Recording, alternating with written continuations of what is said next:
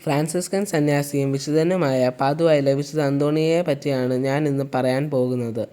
പോർച്ചുഗലിലെ Lisbon പട്ടണത്തിലെ Martin Thresia ദമ്പതികളുടെ പുത്രനായിട്ട് 1195 August 15 വിശുദ്ധ അന്തോണി ജനിച്ചു. കുലീന കുടുംബത്തിൻ്റെ അംഗമായ അന്തോണിയുടെ പിതാവ് കൊട്ടാരത്തിലെ ഉദ്യോഗസ്ഥനായിരുന്നു. ഫെർണാണ്ടോ എന്ന പേരിലാണ് അന്തോണി അറിയപ്പെട്ടത്.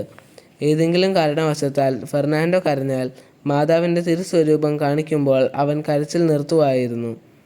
സ്കൂളിൽ വെച്ച് പഠനങ്ങളിലെല്ലാം അവൻ നന്നായി പഠിച്ചിരുന്നു. ബുദ്ധിശാലിയായ അവൻ നല്ല ഓർമ്മശക്തിയുമുള്ളവനായിരുന്നു. ദൈവവിളിയുടെ ഭാഗമായി ഫെർണാണ്ടോ അഗസ്റ്റീനിയൻ സഭയിൽ ചേരാൻ ആഗ്രഹിച്ചു. 1210 സെയിൻറ്റ് വിൻസെൻ്റ് ആശ്രമത്തിൽ ചേർന്ന് പിന്നീട് പോർച്ചുഗലിൽ കോയിപ്ര എന്ന സ്ഥലത്തിലേക്ക് മാറ്റം ലഭിച്ചു.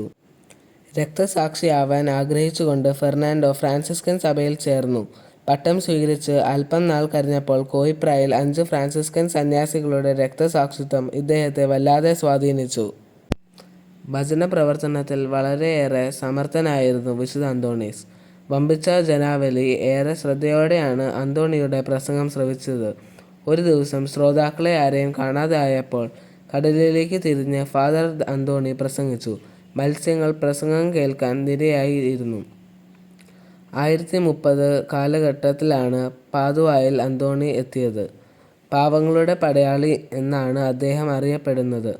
കാരണം ദരിദ്രരെ ചൂഷണം ചെയ്യുന്നവരെ അദ്ദേഹം കുറ്റപ്പെടുത്തുകയും സാമ്പത്തിക അനീതി കാണിക്കുന്നവരെ വിമർശിക്കുകയും ചെയ്തിരുന്നു. മാത്രമല്ല ഒത്തിരി അത്ഭുതങ്ങൾ അവിടെ പ്രവർത്തിക്കുകയും ചെയ്തിരുന്നു. 1231 ജൂൺ 13 അദ്ദേഹം നിര്യാതനായത്. അടുത്ത വർഷം ഗ്രിഗറി 1 മാർപ്പാപ്പ ഇദ്ദേഹത്തെ വിശുദ്ധനായി പ്രഖ്യാപിച്ചു. ജൂൺ 13 ഇദ്ദേഹത്തിൻ്റെ തിരുനാളായി ആചരിക്കുന്നു.